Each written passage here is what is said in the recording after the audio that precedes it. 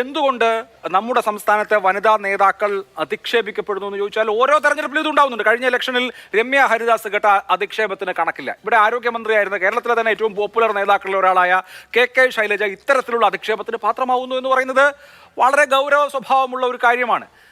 എന്തുകൊണ്ട് ഈ കാര്യങ്ങൾ ചെയ്യുന്ന ആളുകൾ കൃത്യമായി നിയമത്തിന് മുമ്പിൽ വരുന്നില്ല? എന്തുകൊണ്ടാണ് ഇവർക്കിങ്ങനെ വാട്സപ്പ് ഗ്രൂപ്പിലോ ഫേസ്ബുക്കിലോ ഇൻസ്റ്റാഗ്രാമിലോ ഒക്കെ തോന്നിയാസം പറയാൻ കഴിയുന്നത് എന്നുള്ളതൊരു വലിയ പ്രശ്നമല്ലേ? അത് അഭിസംബോധന ചെയ്യണ്ടേ? ഇപ്പൊ ടീച്ചർക്ക് പരാതിയുണ്ട്, അതനുസരിച്ച് ആരൊക്കെയാണ് ഇതിന് പിന്നിൽ പ്രവർത്തിച്ചത് അവരെയൊക്കെ കൃത്യമായി പൂട്ടാനുള്ള നടപടികളും കൂടി സ്വീകരിക്കണമല്ലോ. ഇവിടെ ഈ ചർച്ച തുടങ്ങിയ ആദ്യത്തെ ഏകദേശം 10 മിനിറ്റോളം സംസാരിച്ചത് ബഹുമാനപ്പെട്ട വടകര MLA ശ്രീമതി കെ രമയാണ്. തെരഞ്ഞെടുപ്പ് പ്രവർത്തനത്തിൽ വടകരയിലെ പ്രവർത്തനങ്ങൾക്ക് നേതൃത്വം കൊടുക്കുന്ന UDF-ന്റെ പ്രധാനികളിൽ ഒരാളാണ് ബഹുമാനപ്പെട്ട MLA. ഇത്തരത്തിലുള്ള ഒരു പ്രചരണം എൻ്റെ ശ്രദ്ധയിൽപ്പെട്ടിട്ടില്ല, അങ്ങനെ ഉണ്ടെങ്കിൽ എന്നതാണ് അവർ പറഞ്ഞത്. കഴിഞ്ഞ 2 ദിവസമായി സോഷ്യൽ മീഡിയയിൽ പ്ലാറ്റ്ഫോമിലടക്കം പ്രത്യേകിച്ച് ശൈലജ ടീച്ചർ പത്രസമ്മേളനം വിളിച്ച് ഇന്നലെ എല്ലാവരെയും അറിയിക്കുകയും ചെയ്തിട്ട് UDF-ന്റെ ഒരു പ്രധാനപ്പെട്ട MLA-ക്ക് ഇതൊന്നും ശ്രദ്ധയിൽപ്പെട്ടിട്ടില്ല എന്ന് പറഞ്ഞിട്ടാണ് ഈ ചർച്ചയിൽ പങ്കെടുക്കുന്നത്. അപ്പോൾ ഞാൻ ആദ്യം തന്നെ സൂചിപ്പിക്കാം, ശ്രദ്ധയിൽപ്പെട്ടിട്ടില്ലെങ്കിൽ ഈ തെരഞ്ഞെടുപ്പ് പ്രഖ്യാപിച്ച കാലം മുതൽ തന്നെ UDF-ന് വേണ്ടിയും പ്രത്യേകിച്ച് വടകരയിലെ സ്ഥാനാർത്ഥിക്ക് വേണ്ടിയും തെരഞ്ഞെടുപ്പ് പ്രചരണം നടത്തിയ എൻ്റെ വടകര KL18 എന്ന് പറയുന്ന ഒരു ഇൻസ്റ്റാഗ്രാം അക്കൗണ്ടിൽ നിന്നാണ് മോർഫ് ചെയ്ത ചിത്രം വച്ചുകൊണ്ട് ശൈലജ ടീച്ചറെ ഏറ്റവും കൂടുതൽ അപമാനിച്ച ചിത്രങ്ങൾ പ്രചരിപ്പിച്ചത്. അതിൽ വന്ന കമന്റുകളും മറ്റുമെല്ലാം സോഷ്യൽ മീഡിയയിൽ തന്നെയുണ്ട്. ശ്രീ അഭിലാഷ് തന്നെ സൂചിപ്പിച്ചു, ഇതിൽ വന്ന പല കമന്റുകളും ഇത്തരത്തിലുള്ള ചർച്ചയിൽ ഉപയോഗിക്കുവാനോ ചിത്രങ്ങൾ കാണിക്കുവാനോ പറയുവാനോ ഒന്നും പറ്റാത്ത തരത്തിലുള്ള കമന്റുകളാണ് എന്ന് സൂചിപ്പിക്കുകയുണ്ടായി. അപ്പോൾ ശ്രീ കെ രമ മാത്രമായിരിക്കും അല്ലെങ്കിൽ UDF-കാർ മാത്രമായിരിക്കും ഇനി അത് കണ്ടിട്ടില്ല എന്ന് പ്രചരിപ്പിക്കാൻ ശ്രമിക്കുന്നത്. മറ്റൊന്ന്, പാനൂർ ബോംബ് സ്ഫോടനം നമ്മൾ കഴിഞ്ഞ 1-2 ആഴ്ചയായി ചർച്ച ചെയ്ത വിഷയമാണ്. ആ പാനൂർ ബോംബ് സ്ഫോടനവുമായി ബന്ധപ്പെട്ടുകൊണ്ടുള്ള ഒരു പ്രതി ഈ കെ ശൈലജ ടീച്ചർക്കൊപ്പം നിൽക്കുന്നു എന്ന് പറഞ്ഞ് UDF വളരെ വ്യാപകമായി സോഷ്യൽ മീഡിയയിലൂടെ പ്രചരിപ്പിക്കുകയാണ്. അത് ഫേസ്ബുക്കിലുണ്ട്, ഇൻസ്റ്റാഗ്രാമിലുണ്ട്, വാട്സാപ്പ് ഗ്രൂപ്പുകളിലൂടെ എല്ലാം, കുടുംബ ഗ്രൂപ്പുകളിലൂടെ എല്ലാം പ്രചരിപ്പിക്കുന്നു. എന്നാൽ നൗഫൽ കൊട്ടിയം എന്ന് പറയുന്ന കൊട്ടിയത്തുള്ള ഒരു ചെറുപ്പക്കാരൻ അവിടെ ഒരു പരിപാടിക്ക് ചേർന്ന ശൈലജ ടീച്ചറുമായി ചേർന്ന് നിൽക്കുന്ന ഒരു പടം, ആ വ്യക്തിയുമായി ചേർന്ന് നിൽക്കുന്ന പടമാണ് ഈ കേസിലെ പ്രതിയായ അമൽ കൃഷ്ണയ്ക്കൊപ്പം ശൈലജ ടീച്ചർ നിൽക്കുന്നു എന്ന് പറഞ്ഞ് വ്യാജമായി പ്രചരിപ്പിക്കുന്നത്. ഇതിൽ അമൽ കൃഷ്ണ തന്നെ വിളിച്ച്, ടീച്ചറെ എൻ്റെ ഒരു ചിത്രം, ടീച്ചറുമായി ഞങ്ങളുടെ നാട്ടിൽ ഒരു പരിപാടിക്ക് വന്നപ്പോൾ എടുത്ത ചിത്രം അമൽ കൃഷ്ണയുടെ അടുത്ത് ടീച്ചർ നിൽക്കുന്നു എന്ന രൂപത്തിൽ പ്രചരിപ്പിക്കുകയാണ് എന്ന് പറഞ്ഞ് ടീച്ചറോട് പറഞ്ഞ കാര്യം തന്നെ ഇന്നലെ പത്രസമ്മേളനത്തിൽ ടീച്ചർ വ്യക്തമാക്കിയിട്ടുണ്ടായി. അതുപോലെ തന്നെ ഒരു സെമിനാറിൽ ടീച്ചർ പ്രസംഗിച്ച വാചകം, ആ വാചകത്തിലെ ചില വാക്കുകൾ അടർത്തിയെടുത്ത് ചില മാറ്റങ്ങൾ വരുത്തി വലിയ രൂപത്തിൽ വ്യാജ വീഡിയോ ഉണ്ടാക്കി പ്രചരിപ്പിക്കുകയാണ്. അതുപോലെ റിപ്പോർട്ടർ ചാനലിലെ എഡിറ്റർ ഡോക്ടർ അരുൺകുമാറുമായി ബന്ധപ്പെട്ടുകൊണ്ട് നടത്തിയ ഒരു ഇന്റർവ്യൂവിൽ ഒരു ചോദ്യം ചോദിക്കുന്നത്, മുസ്ലിങ്ങളെല്ലാം വർഗീയവാദികളാണോ എന്ന് ചോദിക്കുന്നത്, മുസ്ലിങ്ങളെല്ലാം വർഗീയവാദികളാ എന്ന് പറഞ്ഞ ആ ചോദ്യചിഹ്നം എടുത്തു കളഞ്ഞ് ഒരക്ഷരം വെട്ടിമാറ്റി പ്രത്യേക രൂപത്തിൽ ഒരു കാർഡ് ഉണ്ടാക്കി വീഡിയോ ഉണ്ടാക്കി പ്രചരിപ്പിക്കുകയാണ്. ആത്മീയ ആചാര്യനായിട്ടുള്ള കാന്തപുരം അബൂബക്കർ മുസ്ലിയാരുടെ ലെറ്റർ പാഡ്, ആ ലെറ്റർ പാഡ് ഫ്രെയിം ചെയ്തെടുത്ത് അതിൽ കൃത്യമായി ഇത് ടീച്ചറമ്മയല്ല ബോംബമ്മയാണ് എന്ന് കാന്തപുരം അബൂബക്കർ മുസ്ലിയാർ പറയുന്നതായി വ്യാജ ലെറ്റർ പാടുണ്ടാക്കി പ്രചരിപ്പിക്കുകയാണ്.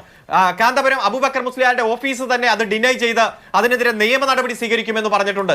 മാതൃഭൂമിയുടെ ഓൺലൈൻ ന്യൂസ് ലവ് ജിഹാദ് ഉണ്ട് ശൈലജ ടീച്ചർ എന്ന രൂപത്തിൽ ഇല്ലാത്ത വാർത്ത മാതൃഭൂമിയുടെ കാർഡ് ഉണ്ടാക്കി വ്യാജമായി പ്രചരിപ്പിക്കുന്നു.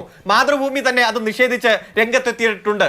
അതുപോലെ തൊഴിലുറപ്പ് പെണ്ണുങ്ങളുമായി ബന്ധപ്പെട്ടുകൊണ്ട്, തൊഴിലാളികളുമായി ബന്ധപ്പെട്ടുകൊണ്ട് ചില പാട്ടുകൾ ഉണ്ടാക്കി തെരഞ്ഞെടുപ്പ് സമയത്ത് നോമിനേഷൻ കൊടുത്തപ്പോൾ ഷാഫി പറമ്പിലിന് വേണ്ടി ചില ഒരു ടീം നടത്തിയ പ്രചരണം, അതുമായി ബന്ധപ്പെട്ടുകൊണ്ട് ടീച്ചർ ഒരു കമന്റ് നടത്തി, അത് തെറ്റായിപ്പോയി, അങ്ങനെ പ്രചരിപ്പിക്കാൻ പാടില്ലെന്ന് പറഞ്ഞപ്പോൾ തൊഴിലുറപ്പ് തൊഴിലാളികൾക്ക് എന്താ കൊമ്പുണ്ടോ ശൈലജ ടീച്ചർ എന്ന് പറഞ്ഞതായി വീഡിയോ ഉണ്ടാക്കി പ്രചരിപ്പിക്കുകയാണ്. ഞാൻ സൂചിപ്പിച്ചത് വ്യക്തിപരമായി അധിക്ഷേപിക്കാൻ വ്യാജ വീഡിയോകൾ ഉണ്ടാക്കി, വ്യാജ പ്രൊഫൈലുകൾ ഉണ്ടാക്കി, അതുപോലെ വ്യാജ കാർഡുകൾ ഉണ്ടാക്കി ഒരു തെരഞ്ഞെടുപ്പിൽ സ്ഥാനാർത്ഥിയെ വ്യക്തിഹത്യ നടത്താനും അപമാനിക്കാൻ വേണ്ടി ചെയ്യാവുന്നതെല്ലാം ചെയ്തുകൊണ്ടിരിക്കുന്നത് UDF-ന്റെ പ്രൊഫൈലാണ്.